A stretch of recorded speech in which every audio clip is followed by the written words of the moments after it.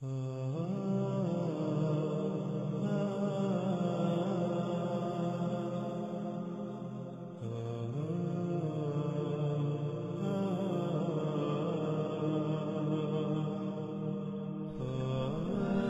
گزشتہ قسط میں یہ بات بالکل کھل کر واضح ہو چکی کہ جس آگ کا ذکر آج سے 14 صدیاں قبل محمد رسول اللہ علیہ السلام نے کیا تھا وہ آگ خام تیل ہے، اور جو کچھ اس کے بارے میں کہا تھا وہ آج پوری دنیا کے انسان ہوتا ہوا دیکھ رہے ہیں۔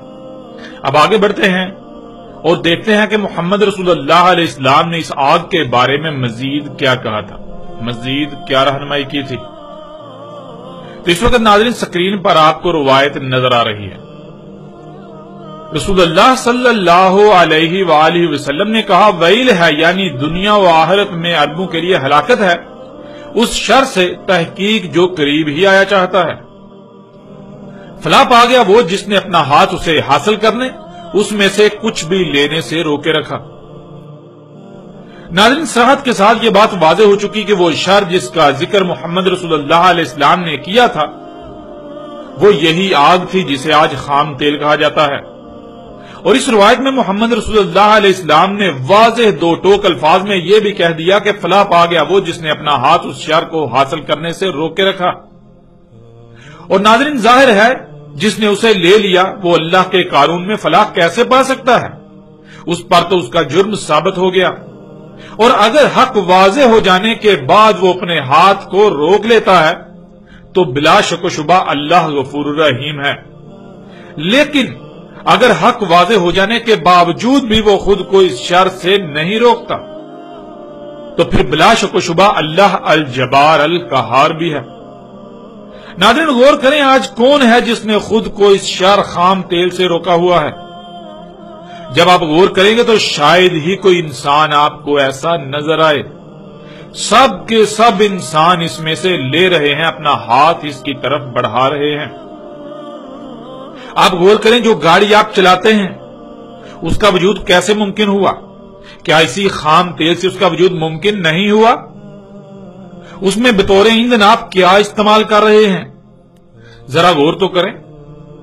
پھر آج آپ اس بات میں بھی غور کریں کہ آج آپ جو کچھ بھی ضروریات کے نام پر آسائشیں، سہولتیں اور آسانیاں وغیرہ استعمال کر رہے ہیں، آسائشیں، سہولتیں اور آسانیاں وغیرہ اخذ کر رہے ہیں، جو اشیاء بھی آپ استعمال کر رہے ہیں، اپنی ضروریات کو پورا کرنے کے لیے جن جن اشیاء پر انحصار کر رہے ہیں، جو کہ تمام کی تمام غیر فطری مصنوعی اشیاء ہیں، وہ کس سے وجود میں آئیں؟ ان کا وجود کیسے ممکن ہوا؟ وہ کس سے خلق ہوئی، کس سے بنائی گئیں؟ سکرین پر ان اشیاء کی تصاویر بھی آپ اپنی آنکھوں سے دیکھ رہے ہیں۔ ناظرین آپ غور کریں، یہ تمام کی تمام اشیاء کس سے وجود میں آئیں؟ جب آپ غور کریں گے تو آپ کو بالکل واضح یہ جواب ملے گا، یہ بات آپ کے سامنے آئے گی کہ یہ تمام کی تمام اشیاء یا تو براہ راست اسی آگ خام تیل سے وجود میں آئی، یا پھر ان میں اسی آگ خام تیل کا بنیادی کردار ہے۔ یوں آج آپ جو کچھ بھی استعمال کر رہے ہیں یہ آپ کا اپنا ہاتھ اسی آگ ہی کی طرف تو بڑھا رہا ہے، اسی آگ سے ہی تو لے رہے ہیں جس میں سے کچھ بھی لینے سے محمد رسول اللہ علیہ السلام نے آج سے 14 صدیاں قبل بہت ہی سختی کے ساتھ منع کیا تھا۔ یہ تھا ناظرین فتنہ دجال۔ یہ فتنہ کس قدر شدید ہے آج آپ کو اس کا اندازہ ہو جانا چاہیے، اور یہ بات بھی اب تک واضح ہو جانی چاہیے کہ کیوں محمد رسول اللہ علیہ السلام نے کہا تھا اس وقت کے بارے میں کہ اس وقت کوئی بھی مومن نہیں ہوگا۔ آج جس وقت میں آپ موجود ہیں اسی وقت کے بارے میں محمد رسول اللہ علیہ السلام نے کہا تھا کہ اس وقت کوئی مومن ہوگا ہی نہیں۔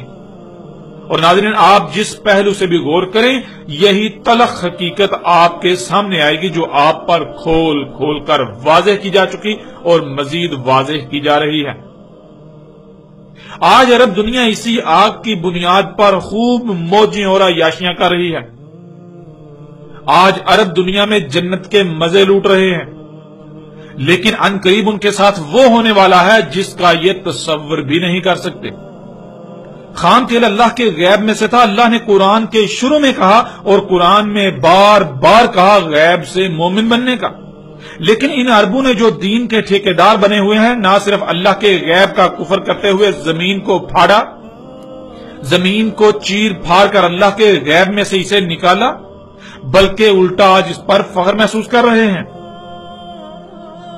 ناظرین، گزشتہ ایک ساتھ میں آپ پر یہ بات کھل کر واضح ہو چکی کہ زمین و آسمانوں کی مثال آپ کے جسم کی سی ہے.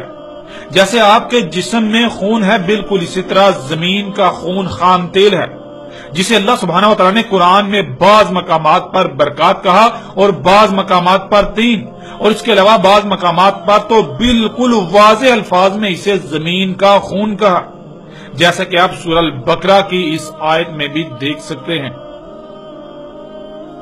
وَإِذْ قَالَ رَبُّكَ لِلْمَلَائِكَةِ إِنِّي جَاعِلٌ فِي الْأَرْضِ خَلِيفَةً قَالُوا أَتَجْعَلُ فِيهَا مَن يُفْسِدُ فِيهَا وَيَسْفِكُ الدِّمَاءَ